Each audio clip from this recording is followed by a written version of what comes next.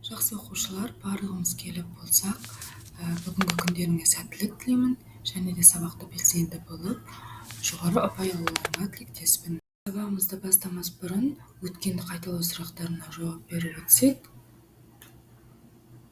Міндетті түрде бәріңізді. Екінші сұрақ: компьютер порттары не үшін қолданылады? Не болмаса қандай түрлері бар? Неше түрі бар? Жауап береміз. Порттар.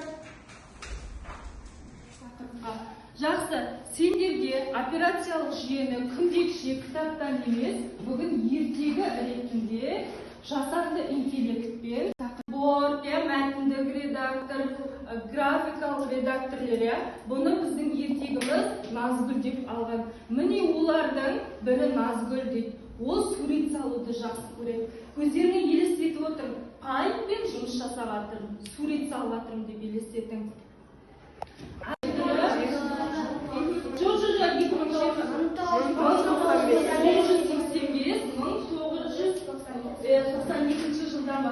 Себебі сендер телефонды сатып алғанда қосқан уақытта ол бірден жұмыс жасап кетеді ғой. Демек оның несі операциялық жүйесі жұмыс жасап жатқан дегенді білдіреді екен. Түсіндіңдер ме?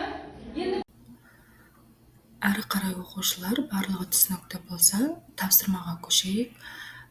Мұнда кестені толтыр. Бірінші тапсырма практикалық жұмыс. Кестеде дербес компьютердің және өздеріңнің ұялы телефондарыңның операциялық жүйенің атауын және бұндағы мүмкіндіктерін толықтай жазып шығу керек екен. Одан кейінгісі екінші тапсырма сәйкестендіру. Мұнда бізде танымал операциялық жүйелердің логотиптері берілген, соны сәйкестендірсеңіздер болады. Мұндағы үшінші тапсырма жасанды интеллектті пайдалану. Бұл жерде бұған дейін орындап жүрген жасанды интеллекттеріңізді пайдаланып, өздерің болашаққа бір қадам басамыз. Болашақ компанияның иесі болып жатсаңыздар, не болмаса операциялық жүйе ойлап тауып жатсаңыздар, соны жасанды интеллекттің көмегімен сипаттап, не болмаса көркемдеп берулеріңізге болады.